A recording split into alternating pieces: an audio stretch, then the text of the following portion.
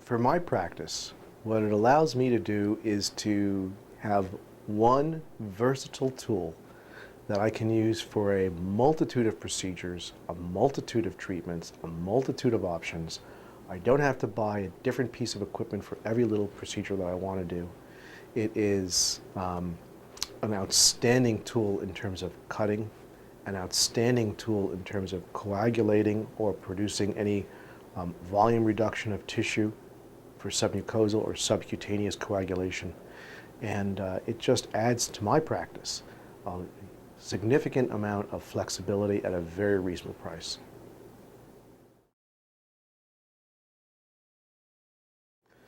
I don't use a scalpel anymore. So the first thing that's different is I use my Ellman for every incision that I make. And in doing so, I don't have any near the amount of bleeding that you do with cold steel scalpel.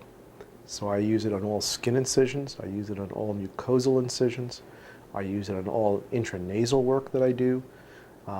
So from an incisional standpoint, it now takes away the need for a scalpel. For some of the procedures that I do for snoring, it takes away the need for some of the very expensive procedures that we used to do. I used to have a CO2 sharpening laser. Excellent tool for doing palatal work. But I can get the equivalent result with what seems to be less pain associated with using high-frequency radio waves as opposed to the CO2 laser.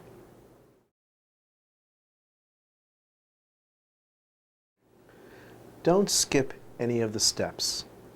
Learn how to use this technology little by little and add one piece of it to your armamentarium every period that you're going to look at doing another procedure.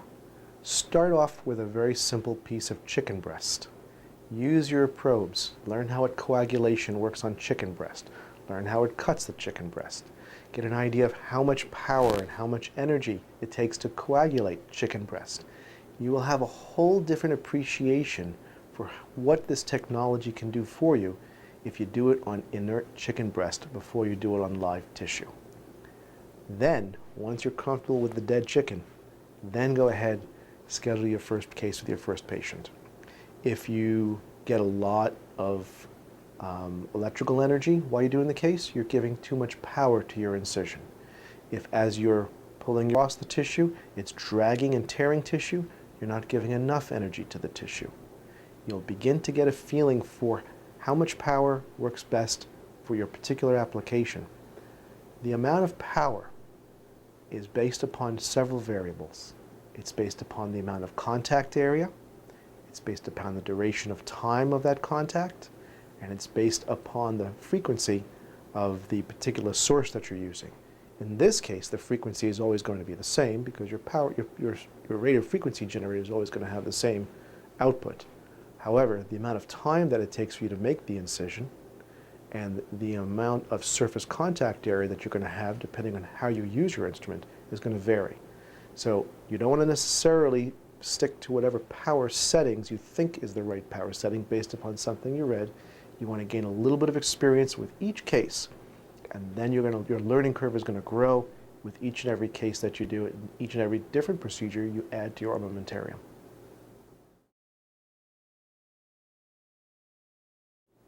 Probably the first procedures to start with are the simple excisional procedures. Excision of skin lesions, excision of an oral lesion, something simply use a scalpel so you can get a feeling for how much more flexible and versatile this particular tool will be in your hands. Once you're comfortable with that, then I think the next stage would be go to some of the reduction procedures like a turbinate reduction or a palate reduction procedure.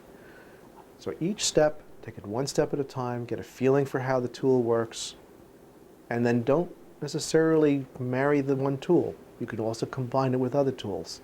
So for example, I like to do a lot of sinus work. I will use this as part of my sinus work, but I will not use it exclusively for my sinus work.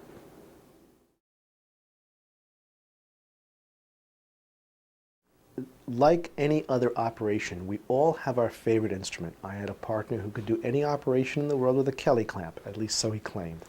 So yes, pick one or two probes to start with. Make those the ones you're comfortable with. My favorite single one is the Empire needle. It's the same as the Colorado tip. Has a very sharp point, tungsten tip. I use it for almost every incision I make. It's the one that I'm the most comfortable with. I know that some of my colleague in oculoplastic surgery, the reputable Dr. Older, prefers a different tip. He likes a thin wire tip for his blepharoplasty incisions. It's his favorite tip. Each one of us gets to choose their own favorite tip.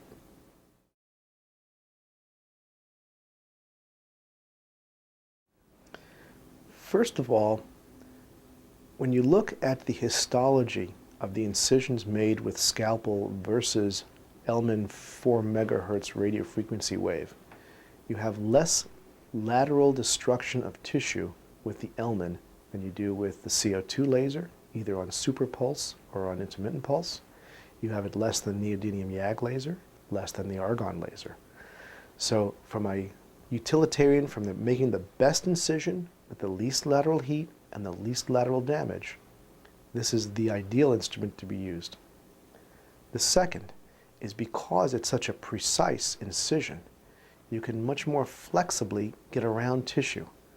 We did a clinical demonstration of that today, and working around some circular tissue in some very difficult parts of the anatomy, we're easily able to sculpt out some of these growths that would be very difficult to get an equal result with a sharp scalpel, no matter what scalpel we were to use.